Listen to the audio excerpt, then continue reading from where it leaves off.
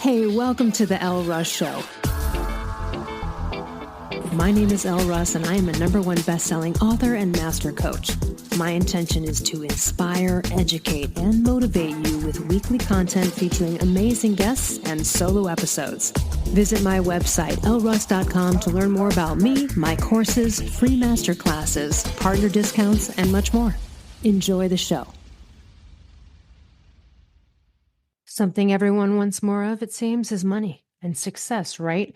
Not that money equals success, because I would argue that success equals happiness. Whatever that means to you, there are people that don't have money and they're extremely happy, and I consider that to be the ultimate success. But let's look at success habits of millionaires, because there are some key traits here for achieving financial freedom. And who doesn't want to have a net worth of over $1 million or more? Listen, becoming a multimillionaire is a goal for so many people, but it's more than just hard work or luck.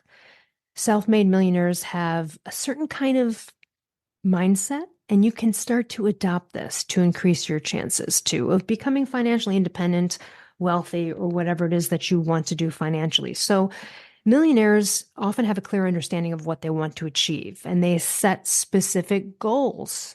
So they're committed to reaching their goals. We know that, and they do what it takes to make it happen. But you can start with a daily practice of just sort of rewriting and refining your goals and writing them down. You can say them aloud. There's a story about a billionaire who wrote his goals out 100 times every single day for an hour. So writing them down can imprint your subconscious. Just getting clear about your goals in life. What is it that you want to do? Staying disciplined. This is a little bit tough, but this is a very important trait of millionaires. It's a critical factor in their success. I would say it's a critical factor in any success. So people who are successful are not easily swayed by the short-term pleasures or distractions, right? So even in the face of setbacks, they maintain focus on the long-term vision, right? So there's a setback over here, there's a failure over here. They are looking forward, onward and upward. It's still unwavering commitment. So that's, again, staying disciplined, being proactive. So most millionaires know, and I can tell you from personal experience myself, that success does not come to those who wait. Successful people proactively seek out opportunities, whether it's in their career or investments or entrepreneurial endeavors. They're just persistent and resourceful in making things happen rather than waiting for them to happen. This is that take action part of intention and manifestation, being proactive. What is proactive? Okay, so that's what other ideas come to you. Like proactive is, oh, hey, say you have a plumbing business. Oh, I know there's a whole union or network of people down there in this city, and maybe I should go drop off my card. Like whatever could be proactive in terms of moving forward, onward, looking at other ways and pathways to get to your goal. Investing in education. So continuous learning is absolutely a cornerstone of any successful or millionaire mindset. Recognizing that expanding knowledge and skills is literally a direct pathway to earning that. Time and resources in personal and professional development is a huge, huge gain. That's how you stay ahead in your field, no matter what it is. So is there something you need to learn? Do you need to sharpen a skill? I'll tell you about someone I knew who got a job at a company, and the company is the biggest manufacturer of a certain type of equipment. This person, before the job interview, did not know, had never operated this type of heavy machinery, but they looked it up. They actually even paid to take a course on how to operate one of these machines so that they could have a working understanding of what it is that's the biggest part of their job. If they're managing fleets of things that have to do with this piece of equipment, he wants to know what it's like to operate one, even if it's on an online course and he's learning it theoretically versus practically. That's not only being proactive, that's investing in your education. And that's someone who works at a corporate company. Smart move. Probably got them the job that they did that. Taking risks. This is a tough one. A lot of people don't want to take risks, but millionaires understand that taking calculated risks is necessary for growth. You evaluate the opportunities. Obviously, you're, weighing the potential rewards against the risks and all of that. But the bottom line is, I've said it a million times, when millionaires fail, it's considered feedback. They move onwards and upwards. Successful people and millionaire mindset people definitely surround themselves with successful people. So that old adage of like, you're the average of the five people you spend the most time with might ring true for a lot of millionaires. But listen, they intentionally build networks of like-minded, successful individuals. They provide mentorship to each other. They're supporting valuable connections. This is no different than anyone else, but it is certainly a tenet. It's one of the qualities and traits. And I would say a positive and optimistic mindset, which is the last sort of main trait here, is probably the most powerful asset because millionaires tend to focus on their strengths and they maintain this like unwavering belief in their abilities. Even if it's their belief in their ability to prevail beyond a failure, and they see failures as opportunities to learn and grow rather than see them as setbacks, that's a mindset you take with you no matter how much money you want. This mindset will help you overcome obstacles, but also attract more positivity into your lives. When you see failure as feedback, then you're not taking the situation personally. When you take it personally, you can let it hurt you, your motivation, your steam going forward. So, how can you incorporate some of these habits into your life? They may just be the first steps towards your chances of achieving financial freedom. I have a whole story that's too long to go into here, but there was a long time when I was I was focused on achieving certain successful milestones, but I almost forgot to like attach them to financial success and be making financial goals. So the reason I bring that up is to say that if you feel weird about looking at a money goal and you're just focused on manifesting things in life, you can manifest all those things in life, but they may be paid for by other people. And you might realize at the end of it, wow, I was able to intend and manifest all of these experiences or all of this street credit or all of this great stuff. But whoa, where's the money for it? So make sure that if some of your success goals are associated with finances, that you are thinking that way. What kind of money would you like to make down the road? Now, this is not a whole course on uh, how to step by step build up your, intended manifestation in life with money. That'll be a whole nother episode. But it is about taking a look. Are you looking at money too? Are you just looking at things like, are you looking at that you want to go on a vacation and all of that? But it might be nice to take a look at some numbers.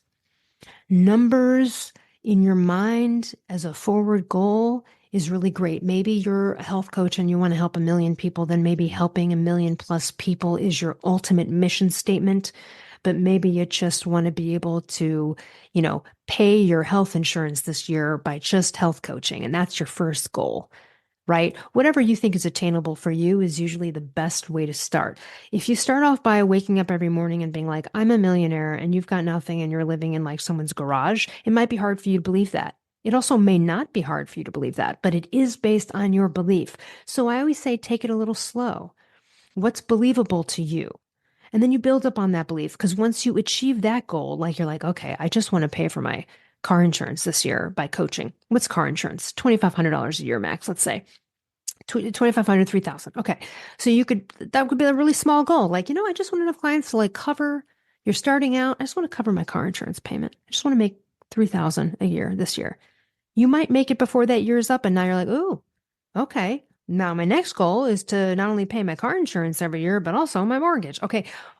Build up your level of financial goal settery. Do you know what I mean?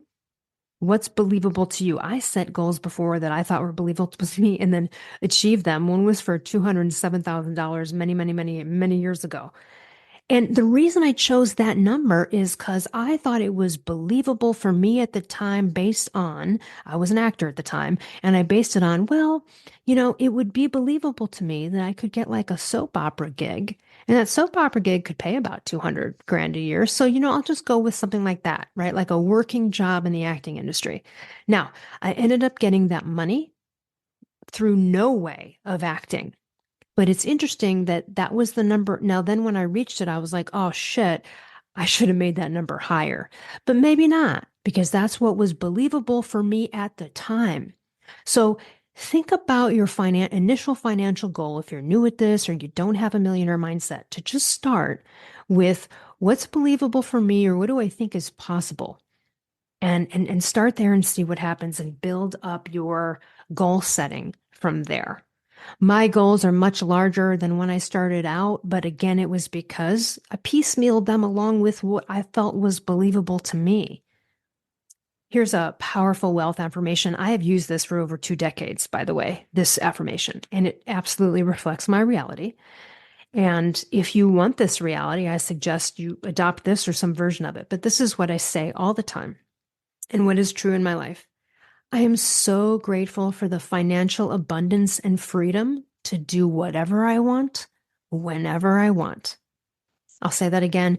I am so grateful for the financial abundance and freedom to do whatever I want, whenever I want. And again, don't forget, there are wealthy people who are depressed, insincere, or have other elements of their lives out of balance, okay? So happiness is the ultimate success for anyone in this world. Money can't necessarily get you there. What money does provide is opportunity, stability, safety, and it can open you up for a wide variety of amazing life experiences. But look, I live in Hollywood. We got a lot of wealthy people in Los Angeles, Malibu, that are going through rehabs, terrible relationships, and they're worth gajillions of dollars. We know it doesn't buy happiness. But if money is what you want for the opportunities, the stability, the safety, and that wide variety of enriching life experiences that can be at your fingertips with wealth, then start with these. Setting clear goals, staying disciplined, being proactive, investing in your education, taking some calculated risks, surrounding yourselves with successful or millionaire mindset people, and then maintaining a positive mindset yourself. I have written about this many times. I cannot implore hard enough the value of gratitude, being grateful for what you have, being grateful for your shitty studio shack apartment right now, because there's people that don't even have that, or they're living with 10 people in such a place, right? Everything that you have right now, find a way to be grateful for. No, you're not sending the wrong message that you want more of living in the tiny shack, but you're not going to get more unless you're appreciative for what you have. And when you're sitting there and you're like, oh, I hate my place. I can't wait to leave. I can't wait to leave. I got to get out of here. Then you're sort of always in a place where you have to move. I got to move. I got to lose weight. I have to lose weight. I have to lose weight. I need to lose weight. That's a bad affirmations. It could just be like, I'm in the process of releasing weight. It's a way better affirmation than I got to lose weight. I need to lose weight. I'm in the process of releasing weight. If you are trying to do that, right? I'm in the process of becoming a millionaire. I'm in the process of getting a better mindset. You can tell yourself that when you have a negative reaction. I think my Confident as Fuck book is a great resource. A lot of people love the audiobook to that. I do read and narrate the book. And then also I've got a confidence masterclass and an ultimate confidence course, all so inexpensive, so worthwhile, so much value. Go check it out. As much as you can juice yourself up, your self-esteem and your confidence, the more likely you are to be able to truly have a millionaire mindset and achieve amazing financial goals. All right, I'll see you next week. Hey, listeners. Over the years, a ton of companies have approached me to collaborate, but I will only promote companies whose products I believe in and that I actually use and consume on a regular basis. So let me tell you about some of my favorite companies that I can offer you discounts for. Rep Provisions, an amazing company doing incredible things for our planet, topsoil, and animals with regenerative agriculture, and it's my #1 source for quality pasture-raised meat and chicken. Visit repprovisions.com and use code L15 for 15% off. I'm also obsessed with a company called Carnivore Crisps. They make a lean, all-natural, and delicious alternative to conventional snacking, made with just real meat and real salt.